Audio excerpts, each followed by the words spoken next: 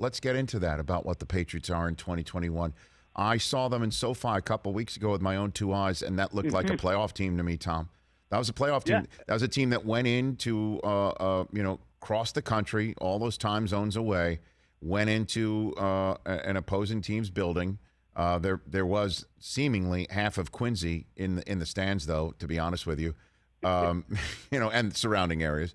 But it still was a highly impressive victory from the fact that Mac Jones was the guy who read the defenses and took what was given to him and then was able to exploit things when he could, not Justin Herbert.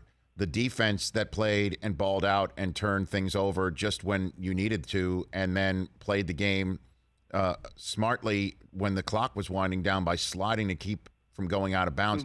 They were situationally more brilliant. That looked like the Patriots to me. That's not last year, this year. What is, from your perspective, going on to get them to this 5-4 mark and seemingly back, Tom? The whole is greater than the sum of its parts, and they're very well coached, and they stayed the course defensively and actually changed it a little bit. I don't want to get too X's and O's, but they've gone away from the man stuff, and they're way more zone, so a simpler defense generally to run.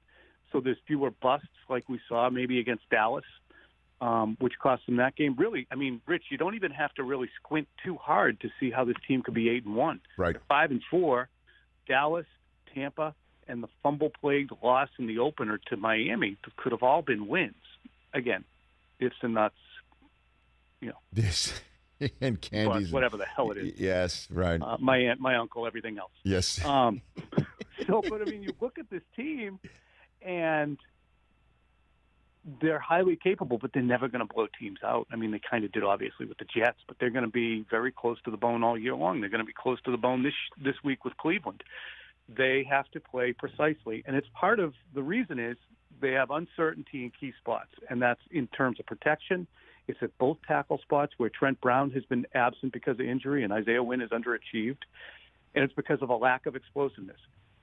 Henry, Jonnu Smith, Aguilar, Kendrick Bourne, Jacoby Myers, they're fine as a group, but you're not walking in the way you would with Edelman or Gronkowski and saying, oh, my God, what are we going to do about this guy? We better send 2.5 to him. You don't have to send 2.5 to anybody on the Patriots offense, and eventually that's going to bite him. And that's why Bill is essentially holding up the boombox outside of OBJ's window right now? I think that it's got to be, hey, we're just missing this. So why not roll the dice and see how far we can get? Hey, you watched all the way to the end. Thanks for that. Watch more right here.